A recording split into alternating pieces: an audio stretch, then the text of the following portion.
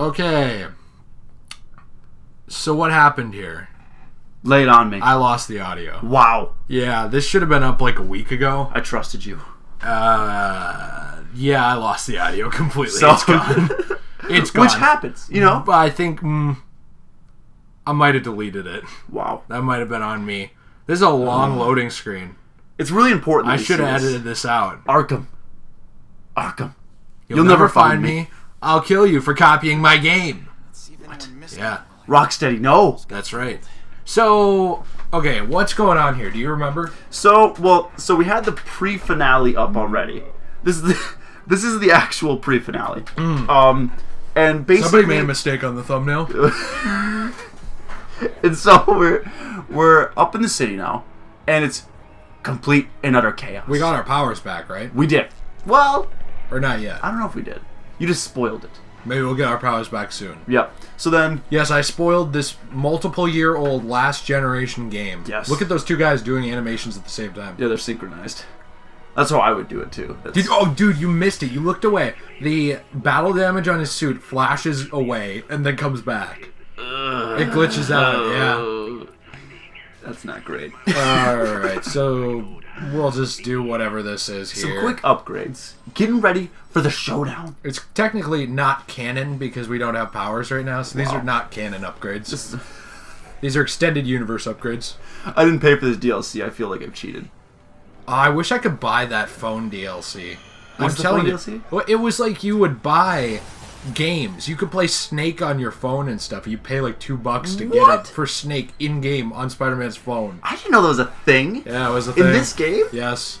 Oh my god. Yeah, it was pretty bad. I think it was like Activision shining through on this game a little bit. Which is never really a good thing. No, well... Not usually. Yeah, so like I have really mixed feelings about Activision. They've made some amazing stuff. Really good stuff, yeah. And they've also been responsible for really tainting some of the stuff they've made. Yeah, they're like hard. They'll start with something great and then kind of like poop on it slowly. Yeah, on their own. Yeah. Well, and that's... Believe it or not, I was talking to my mom about this. What? About like art and like... We were talking about creative decisions. And she was talking... Because I was talking to her about how stupid the television show Gotham is. You hate that show? Yeah, I think it's stupid. Because, like... So, let me explain to you what I mean. So, originally... And I'm talking originally, like, multiple years ago. Right. We were... I think I had just graduated when they were, like, announcing it. And this is all they said, dude. Okay, it's going to be on network television. We're going to give it a cable television budget. And it is going to be a police procedural about Jim Gordon in Gotham.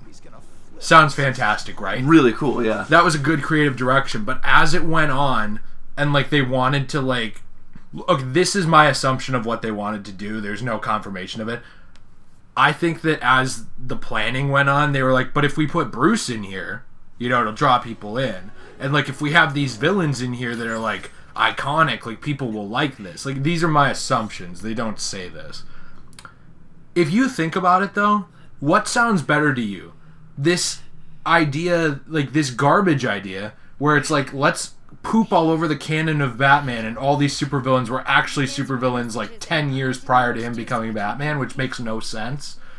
Or, let's like do a show about Jim Gordon when he's a cop starting out and dealing with this like effed up stuff in Gotham that doesn't have anything to do with Bruce or these people later on, and we'll see how he gets to where he ends up. You know what I mean? Yeah, because they made Bruce a big part of the story quickly. Like yeah, he and was that's bad. Very quickly, and it was not supposed to be that way. Do you remember that? Because when they talked about it, they said no, it's a show about Jim Gordon. It's not about Batman. Right. And I know that they could say, well, it's not about Batman. It's about Bruce too.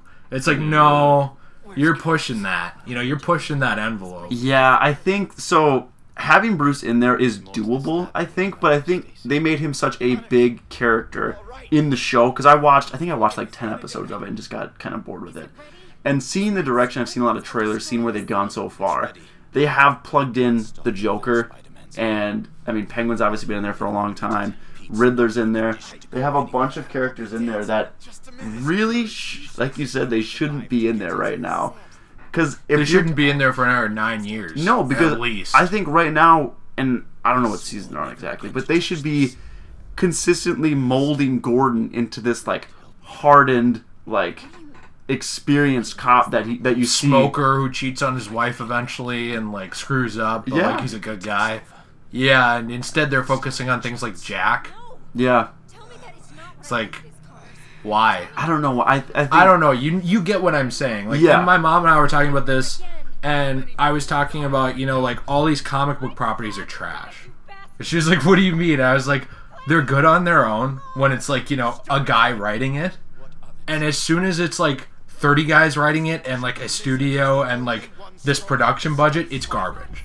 Because it's like, we can't do this or we can't touch this character. Make sure you don't kill this person. Like, that's my huge problem with Marvel. Is like, they almost never kill anybody. Right. Because they don't want to... I think it's because they don't want to lose revenue on a character. Like, why would you kill Captain America when you can make 3 more Captain America movies? Right. And rake money in off of them. I think that's the problem that a lot of those properties have, too, is that they'll start off, they have a vision. And it's like a really cool, like... It's like a director's vision. Yeah, and they've got this like clear-cut way that they want to do something that sounds really, really cool.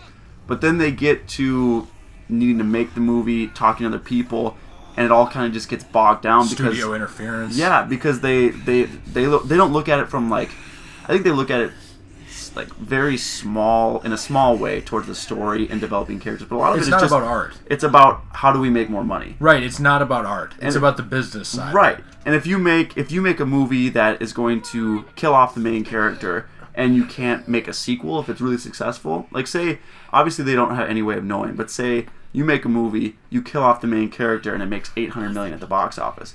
Well, the studio reps are going to be pissed, or they're going to find some stupid way to revive that character and bring him back for a sequel. But I honestly, like, my personal opinion is that if you really need to do that, you set another story in that universe without that character. Right. That's what I think. Because, like, I cannot think of any property that is good where the universe is so uninteresting without one character that it's undoable. You know what I mean? Yeah. Like, even, like, let's say Guardians of the Galaxy. Let's say every Guardian of the Galaxy was killed immediately. Like, that's a stupid idea, but, like, just hypothetically, the universe is still super interesting.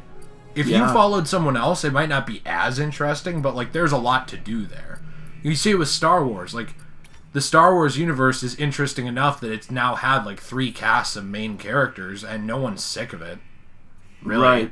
It has no signs of slowing down. Even the people that are like, I wish this was different, are not actually sick of Star Wars. They just want a different version of Star Wars. Right. They're not tired of the universe. No. I mean, even, like, Fight Club. Like, and granted, I don't want to talk too much about Fight Club because, like, it's, like, a thing that you should see for yourself. But it's an interesting world. Like, those characters help make it, but it's an interesting world. Alien. Very interesting universe. I don't know. You know, like, all I'm saying is, like, killing a character should not spell the end of your franchise anyway. Right, maybe it should. If you've developed, like, business-wise, you know what I mean? If you've developed a good enough thing, if you developed a good enough world, then and if you haven't developed a good enough world, maybe you don't deserve to make a sequel. Right. Just saying. Definitely. I know it's business, but you know what I mean. Oh yeah, absolutely. Like, it's, if you're gonna make it about the business, as soon as your audience knows that it's about the business and you don't give a crap, they're out. Because, like, they're not... The audience isn't dumb. Like, they know... Well, I think that... Parts of the audience are dumb. I think that they just get blind. I don't think that they're dumb. I think that they get... It depends. I mean, I'm kind of dumb for liking Transformers, but I don't care. Well, right. And that's just a subjective opinion, you know? I also don't have the subjective opinion that it's fantastic. Well, there's a difference between liking something and thinking it's good. Right. And I don't think that... I like $5 pizza. I wouldn't say it's like some kind of gourmet dish. No. You know? No, right. It's cheap crap that tastes good. Yeah. I just mean... Yeah, and I don't mean to be, like, insulting or belittling to the audience. But also you have to remember that, like, the audience in general will support things like Transformers or Fast and Furious, which are fun, fantastic things that I love. Yeah. And then they will, like, ignore, like, thinking films. Because they want action, they don't want to think. That's a good point. And too, that's yeah. the point where I'm like, you might not be dumb, but I think that's a dumb decision. You know what I mean? I think that's more of a reflection on what people are interested in, and a lot of I think younger people too just want to go to a movie and be entertained. And Well, yeah, because a lot of them are taking their girlfriends there, and they're more interested in their girlfriend than the movie. Right. So you're just I there. get it. Yeah. I'm just making a point. Right. Like, it's hard to make good art when the people you're making it for might not appreciate it. Maybe that would be the nicest way to say it. Right. The audience isn't stupid. You're right. They're not stupid. But I think a lot of times audiences, myself included, will choose to be willfully ignorant of better things out there. So, like Smallville. I freaking love Smallville. It's fun. It's not great. It's fun. But I could instead watch something better, like The Sopranos. Right. Or Mad Men. Or House of Cards. Yeah. And, like, I'm making a decision not to watch something better. And there's a lot. That's all I'm saying. Yeah, and there's a lot of examples of that happening at the box office too. Like, look at Shawshank Redemption. That movie did nothing at the box office, and it's considered one of the best. Everyone movies. loves it. It's one of the best movies of all time. Legitimately, Yeah. like film-wise, acting-wise, cinematography, everything. It was incredible. The original Blade Runner I was telling you about, I really do think you should watch it. It is a piece of art. I might check it out. Yeah. The original, well, you have to watch a specific cut of it, though, because it's kind of like Batman v Superman, where there's like a garbage cut and a good cut. Really? Yeah. Why? Because they skewered it when they theatrical Ugh. did it. Like, the studio interfered with the theatrical or That's something. so annoying. They do that all the time, especially like Fox, and maybe I shouldn't say that. Fox is a great studio. Yeah. Shut up, man. Have some respect. But no, like, you know... what I was going to say was Blade Runner did terrible at the box office. Did it really? I didn't know that. Yeah, it did not do good. I didn't know that. I don't think it was like a complete bomb, but it was certainly not a moneymaker. Why do you think it took this long to like ever revisit it? Because it needed to become a cult classic. Yep. Yeah. Yep. And look, here's the thing with Blade Runner. Blade Runner 2049 or whatever, the new one, I'm going to go see it immediately, right? Because I love this stuff. Yeah. It is not going to be a hit. Mark my words right now. I guarantee you it's not going to be a hit. You don't think so? Why? It's not an action film, Tanner. It's a thinking film. Blade Runner is a thinking...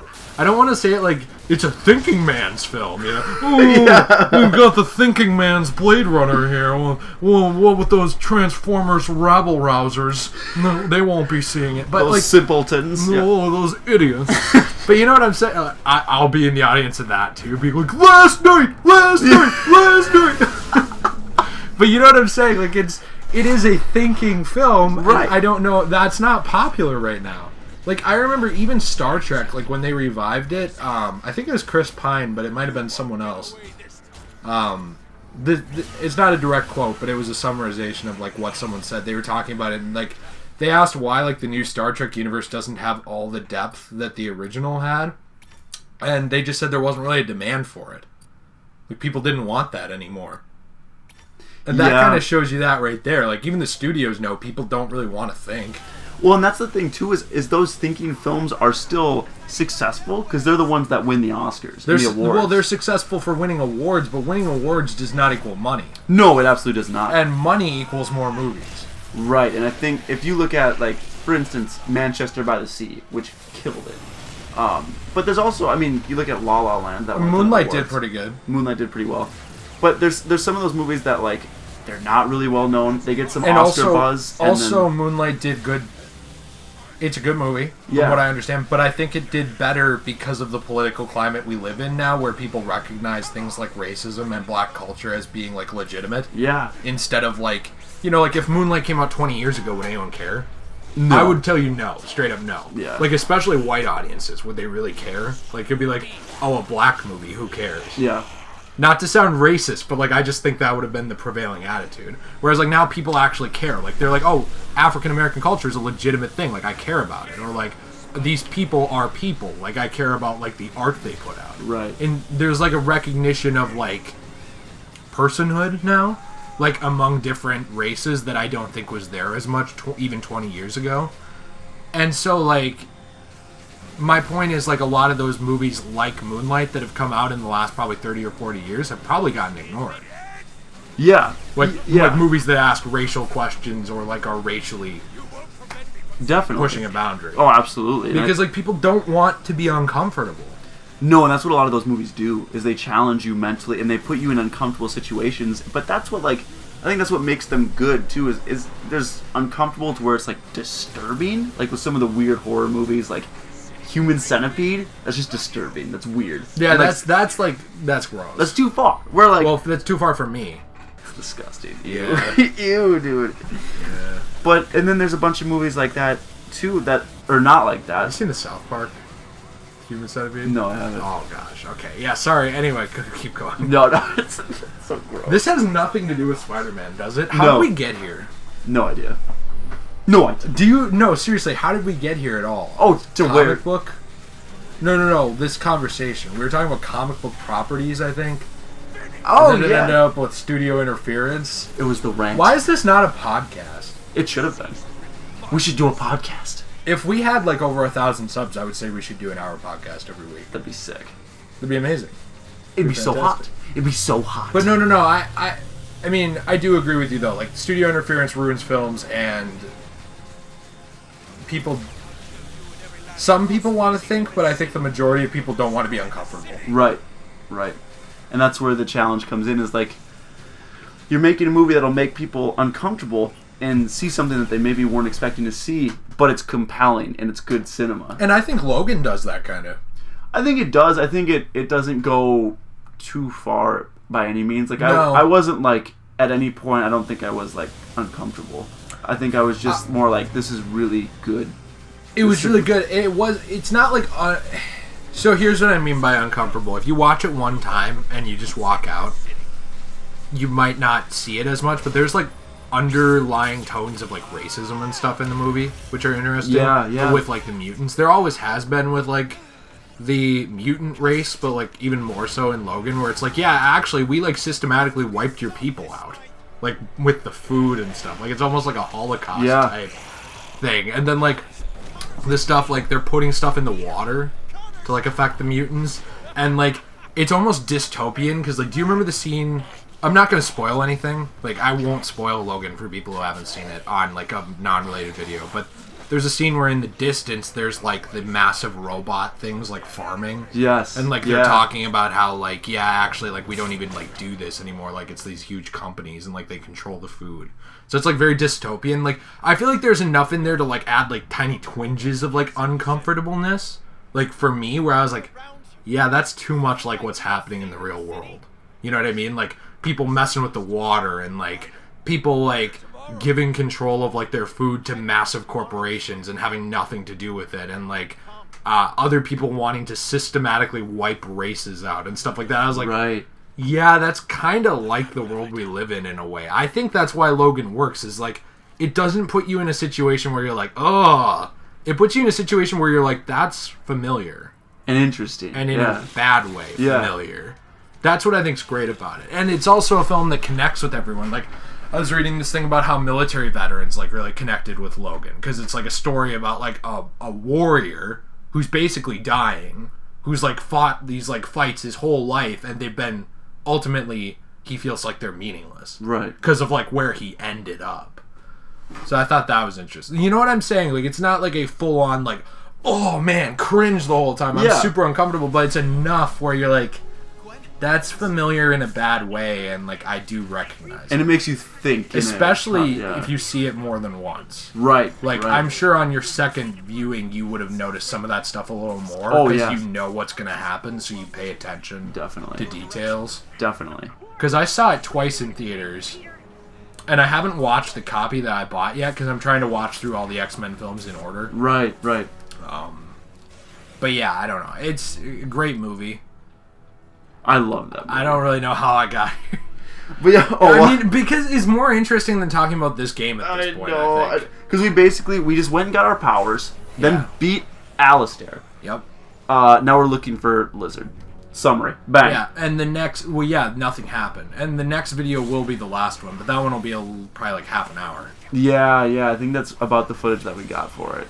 I really wanted to make sure we uploaded this too, because like we've been doing so much Injustice, and like I don't want that to get boring for people. Right. Like, I'm trying to make sure we do news stories and other stuff like that too. I just don't want the audience to get bored